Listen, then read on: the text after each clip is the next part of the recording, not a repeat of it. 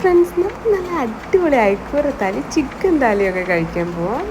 Yes, നമ്മളിപ്പോൾ മുംബൈയിലാണ്. എന്തായാലും നമുക്ക് കഴിക്കാൻ വേണ്ടി പോവാം. നല്ല ഉച്ച സമയം കേട്ടോ, നല്ല വിശപ്പുണ്ട്.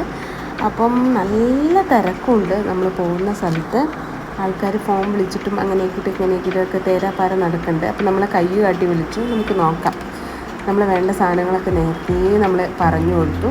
അങ്ങനെ സാധനം വന്നു. നേരത്തെ പറഞ്ഞ പോലെ തന്നെ അയക്കൂറത്താലി, നല്ല ചിക്കൻ താലിയും ഇവിടെയായിരുന്നു വന്നിരുന്നത്. നമ്മൾ ഒന്നിൻ്റെ കൂടെ ബാക്രിയാണ് ഓർഡർ ചെയ്തത്. നമ്മുടെ നാട്ടിലുള്ള പത്തിരി പോലുള്ള സാധനമാണ് ബാക്രി. പിന്നെ അതിൻ്റെ ഒപ്പം നമ്മളൊരു നീർദോശ പറഞ്ഞിട്ടുണ്ടായിരുന്നു ചിക്കൻ താലീൻ്റെ ഒപ്പം. രണ്ടും നല്ല ടേസ്റ്റ് ഉണ്ടായിരുന്നു. പ്രത്യേകിച്ച് ഈ ചിക്കൻ്റെ റോസ്റ്റ് പോലുള്ള സംഭവം, ഇത് പച്ച തേങ്ങ അരച്ച് വെക്കുന്ന മാംഗ്ലൂർ സ്റ്റൈലിലൊരു സംഭവമാണ്.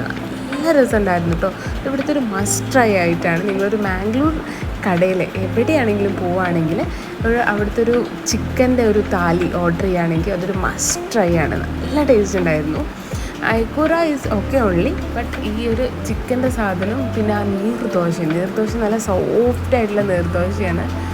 അപ്പോൾ ആദ്യം തന്നെ ഞാൻ നേരത്തെ പറഞ്ഞ സംഭവം തന്നെയാണ് എടുക്കണത്. ഇത് അങ്ങനത്തെ ഇന്നൊരു പീസ് ഇങ്ങനെ എടുത്തു.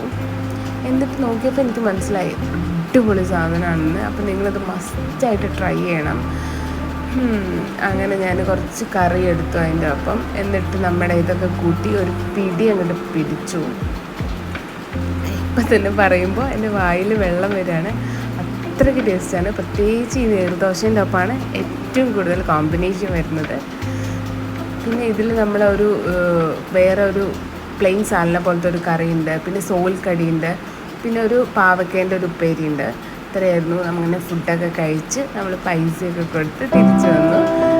ഇവിടുത്തെ ചിക്കൻ്റെ താലി നിങ്ങൾ പറ്റുകയാണെങ്കിൽ എന്തായാലും കഴിച്ചു നോക്കണം കേട്ടോ.